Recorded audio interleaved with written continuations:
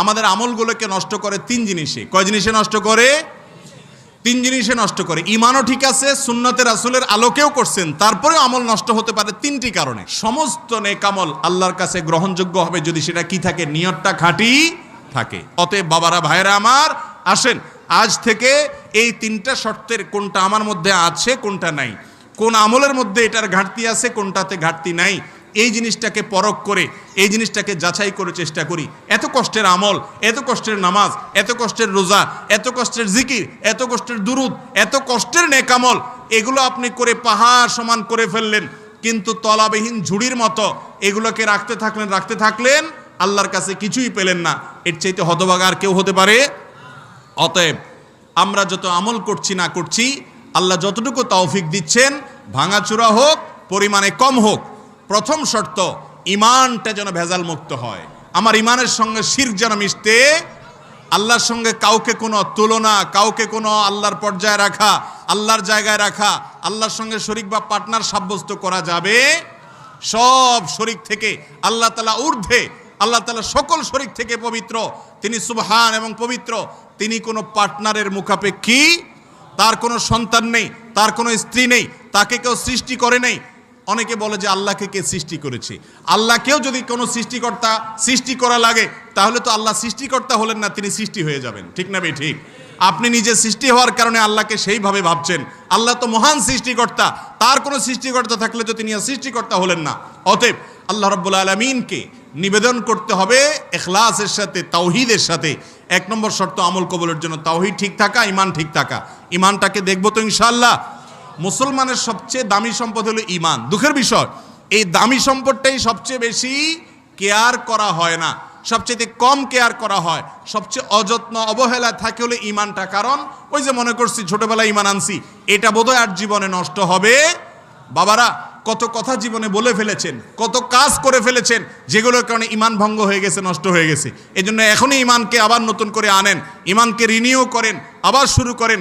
আশহাদু আল্লা ইলাহা ইল্লাল্লাহু ওয়া আশহাদু আন্না মুহাম্মাদান আবদুহু ওয়া রাসূলুহু। প্রতিনিয়ত ঈমানকে নবায়ন করতে হয়, প্রতিনিয়ত নবায়ন করতে হয়, সকাল সন্ধ্যা সারাদিন ঈমানকে একটু পরপর নবায়ন করবেন, যে কোনো কারণে ঈমান চলে গেলে যেন আবার সেটা রিনিউ হয়ে যায়, বেঈমান হয়ে যেন মৃত্যু না হয়। আল্লাহ তাআলা আমাদের সবাইকে আমল কবুলের প্রথম শর্ত ঈমানকে ঠিক রাখার তৌফিক দান করুন। নাম্বার 2, আমল নবী করিম সাল্লাল্লাহু আলাইহি সাল্লামের সুন্নতের সাথে মিল আছে কিনা এটা দেখব। বুঝে খাটুক বা না খাটুক, সারা জীবন কি করছি বা না করছি এটা বিষয় না। বিষয় হলো হাদিস এবং কোরআন থেকে তার কোনো প্রুফ বা তার কোনো গ্রহণযোগ্য ভিত্তি, কোনো সোর্স, অথেন্টিকেশন আছে কি নাই। যদি থাকে আলহামদুলিল্লাহ, যদি না থাকে তাহলে বাদ। কথা কি বুঝাতে পারছি? তাহলে আমল কবুলের দ্বিতীয় শর্ত হলো রাসূলের সুন্নতের সাথে সাদৃশ্য হওয়া, মিল হওয়া, হুবহু সেটার অনুকরণ করা। নাম্বার 3, যে কোনো নেক আমল আল্লাহর কাছে কবুল হওয়ার জন্য সেটা লোক দেখানো, লোক শোনানো এবং দুনিয়াবি কোনো আশায় হতে পারবে না। আমাদের আমলগুলোকে নষ্ট করে তিন জিনিসে। কয় জিনিসে নষ্ট করে? তিন জিনিসে নষ্ট করে। ঈমানও ঠিক আছে, সুন্নতে রাসূলের আলোকেও করছেন, তারপরেও আমল নষ্ট হতে পারে তিনটি কারণে। কয়টি কারণে? এক, সে আমলটা যদি হয় লোক দেখানো আমল। লোক দেখানো আমল মানে আপনি করলেন, উদ্দেশ্য হলো সবাই একটু দেখুক, এরপর আমার দিকে তাকাইলে আমার একটু শরীরে ভাবসাব আসবে, আমার একটু অবস্থা ভালো লাগবে, যে আমি কিছু একটা করেছি, নিজেকে একটা কিছু একটা ঘটাইছি এরকম মনে হবে। লোক দেখানোর মানসিকতা যদি থাকে, এক। নাম্বার 2, লোক শোনানো। লোক শোনানো আর লোক দেখানোর মধ্যে পার্থক্য কি? লোক শোনানো হলো যে আপনি কোনো কিছু করার পর সেটা গল্প দিয়ে বেড়ান। আছে না? নাই কিছু লোক বলে যে আমার দ্বিতীয় হজ থেকে আনা যায় নামাজটা নিয়ে আসো তো বাবা। দ্বিতীয় হজ থেকে আনা যায় নামাজ, তার মানে উনি হজ 2 বার করছেন, যেটা শুনে দিলেন আর কি। আছে না? না এগুলা?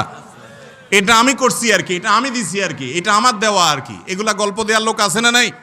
এটা বলে লোক শোনানো। আমল নষ্ট হয় লোক দেখানো কাজ করলে আর লোক শোনানো কাজ করলে। আর দুনিয়ার কোনো ধান্দায় যদি কোনো কাজ করেন, তাহলে দুনিয়ার ধান্দা হাসিল হতে পারে, আল্লাহর কাছে কোনো পুরস্কার পাওয়া যাবে। আপনারা সবাই একটা হাদিস হয়তো শুনেছেন, নবী সাল্লাল্লাহু আলাইহি সাল্লাম বলেছেন 3 শ্রেণীর মানুষকে দিয়ে জাহান্নাম উদ্বোধন করা হবে। কয় শ্রেণীর মানুষ? তাদের মধ্যে 1 নম্বর হলেন একজন আলেম, একজন হলেন একজন আলেম, আরেকজন হলেন একজন দানবীর, আরেকজন হলেন একজন মুজাহিদ, আল্লাহর রাস্তায় যিনি জিহাদ করতে করতে জীবন বিলীন করে দিচ্ছে, শহীদ হয়ে গেছে।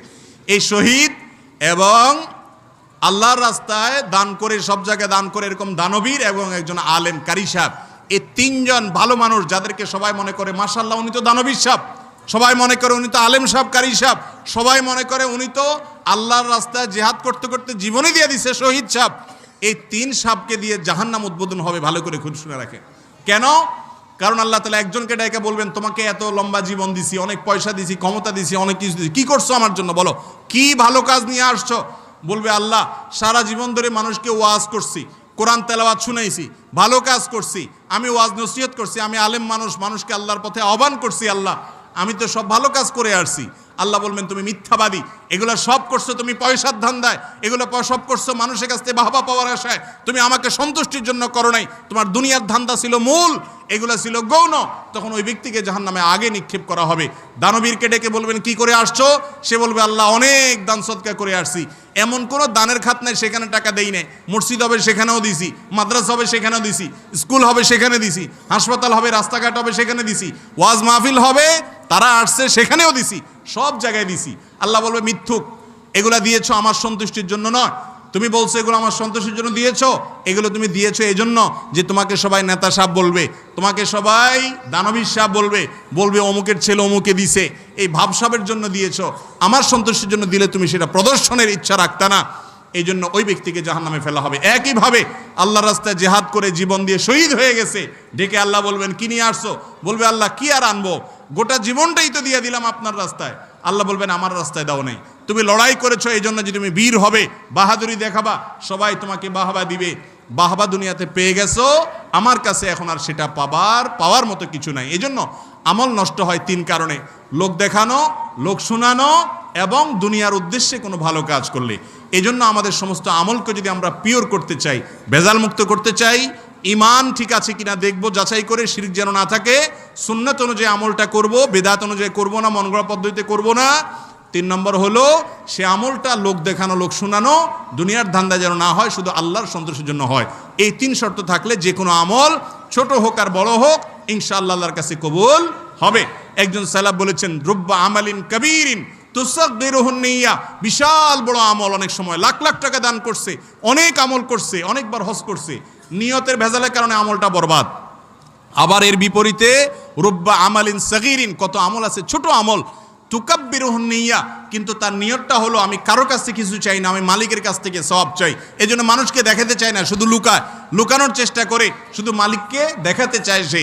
এই নিয়তটা খাঁটি এবং পিওর হওয়ার কারণে, ভালো হওয়ার কারণে আমলটা হয়তো ছোট, দানটা হয়তো ছোট, আল্লাহর কাছে এটার বিনিময় থাকে অনেক বড়। অতএব এত কষ্টের আমল, এগুলো সবগুলোকে যেন আমরা হেফাজত করে নিয়ে যেতে পারি, দুনিয়া থেকে যাওয়ার সময় যেন সব নিয়ে যেতে পারি, আমল নামা যেন সব যুক্ত হয়। আল্লাহ আমাকে, আপনাদেরকে, আমাদের সবাইকে আমল করার তৌফিক দান করুন। আমলগুলোকে হেফাজতকারী, আমলগুলোকে সংরক্ষণকারী, এই 3টা শর্তকে, 3টা কন্ডিশনকে, 3টা বিষয়কে সবসময় মাথায় রেখে প্রতিটি ভালো কাজ করব। আল্লাহ তাআলা আমাদের সবাইকে বোঝা, উপলব্ধিতে আনা, আমলে আনা এবং আমাদের সারা জীবন সেটাকে বাস্তবায়ন করতে